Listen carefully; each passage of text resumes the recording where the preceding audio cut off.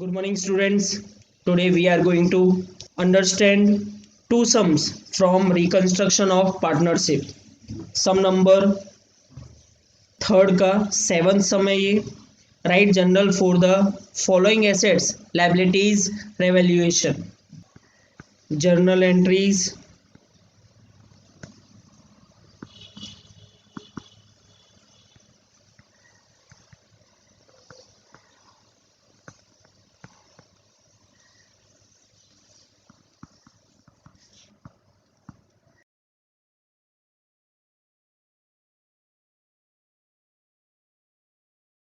Assets liabilities book value revaluation value.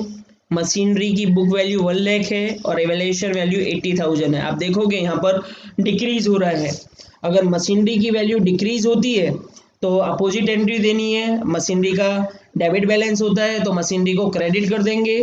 Revaluation account debit हो जाएगा. Revaluation account debit to machinery account. जो difference amount है उससे हमें एंट्री देनी है. 1 लाख में से 80,000 माइनस कर लोगे तो वैल्यू आएगी 20,000. नरेशन में आप लिखोगे being machineries value is decreased. Second entry के लिए देखें यहाँ पर लैंड दी हुई है 3 lakh. Book value revaluation value 5 lakh, जो कि दिखाता है कि वैल्यू इंक्रीज हुई है 2 लाख से. लैंड का जो बैलेंस होता है वो होता है डेबिट, तो इंक्रीज होगी वैल्यू तो लैंड अकाउंट डेबिट होगा टू रिवैल्यूएशन अकाउंट.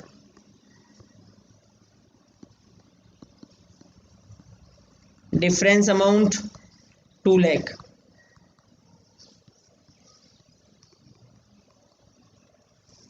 नरेशन लिखोगे being the value of land is increased. Third entry के लिए देखें सम क्रेडिटर्स. लाइबिलिटी होती है बुक वैल्यू 1 लाख और रिवैल्यूएशन वैल्यू 95,000. क्रेडिटर्स का जो बैलेंस होता है वो होता है क्रेडिट. अगर वैल्यू डिक्रीज होगी तो अपोजिट एंट्री देनी है. क्रेडिटर्स को डेबिट करेंगे और रिवैल्यूएशन अकाउंट क्रेडिट होगा. तो creditors account debit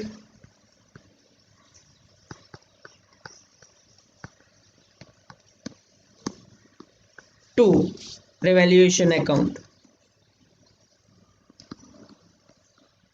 difference amount 5,000.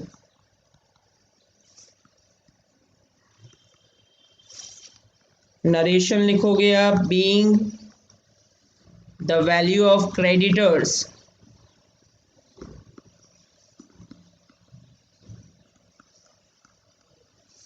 Is decreased.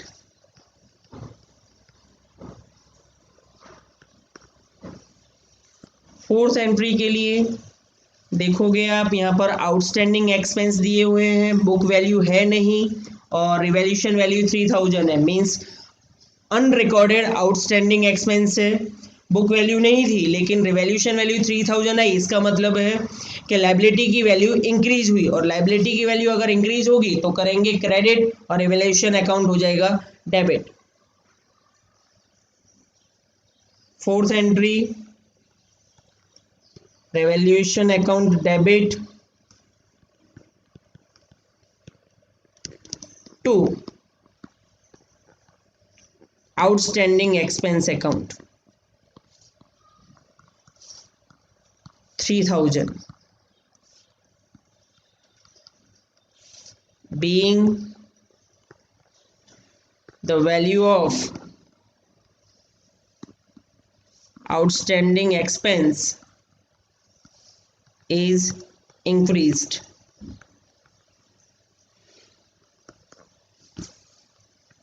Fifth entry के लिए हम देखेंगे सम को। सम में इनकम रिसीवेबल है जो हमारी एसेट है, बुक वैल्यू है नहीं, और यहाँ पर इवैल्यूएशन वैल्यू 2000 है। हमारी अगर एसेट्स बढ़ेंगी तो डेबिट किया जाएगा, इनकम रिसीवेबल्स अकाउंट डेबिट होगा और रिवैल्यूएशन अकाउंट हो जाएगा credit.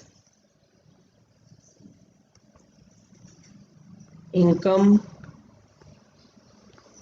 Receivable account debit to revaluation account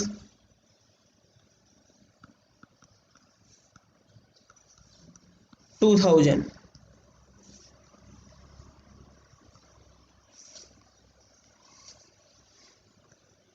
being the value of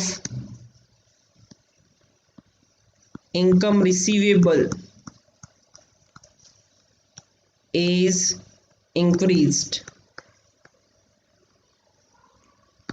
student, इस तरह से हमारा सम नंबर थर्ड का 7th कंप्लीट होता है। हमने यहाँ पर जर्नल एंट्रीज को सीखा।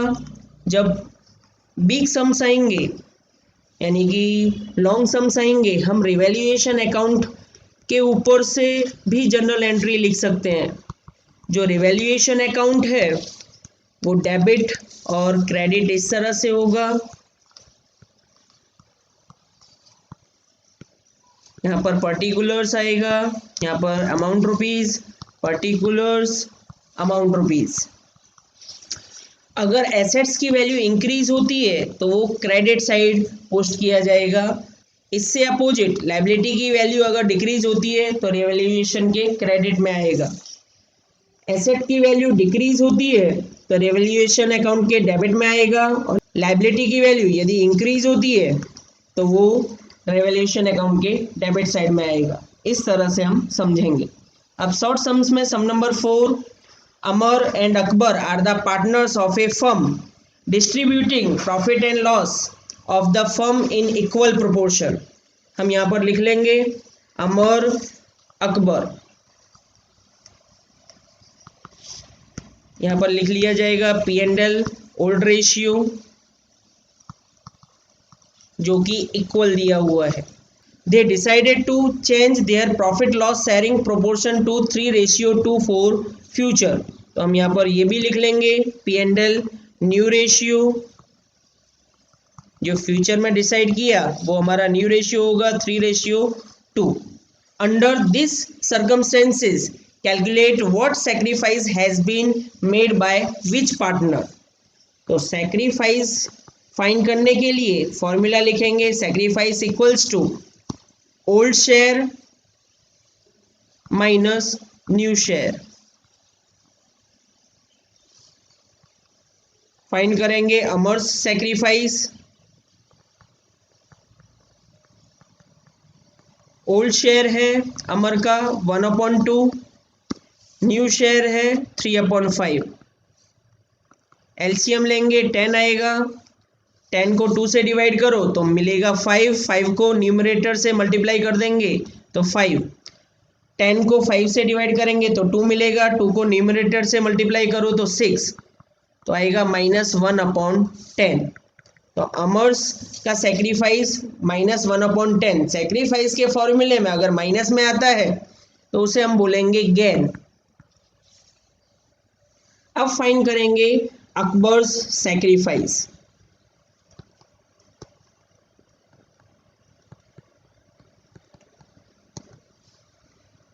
अकबर का old share 1/2 minus new share 2/5।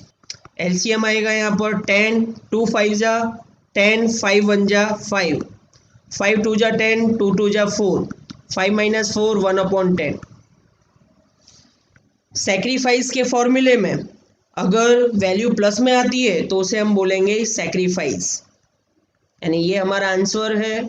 यहाँ पर अमर गेन करता है और अकबर सैक्रिफाइस करता है। तो स्टूडेंट्स यहाँ पर ध्यान रखना है आप लोगों को, जितना वन पार्टनर सैक्रिफाइस करेगा उतना दूसरा पार्टनर अदर पार्टनर गेन करेगा। अगर 3 पार्टनर्स हैं तो 2 पार्टनर्स अगर सैक्रिफाइस करेंगे तो थर्ड पार्टनर उन 2 पार्टनर्स के एडिशन में गेन करेगा। स्टूडेंट्स आज के 2 सम्स कंप्लीट होते हैं। नेक्स्ट टाइम मिलेंगे नेक्स्ट सम्स के साथ।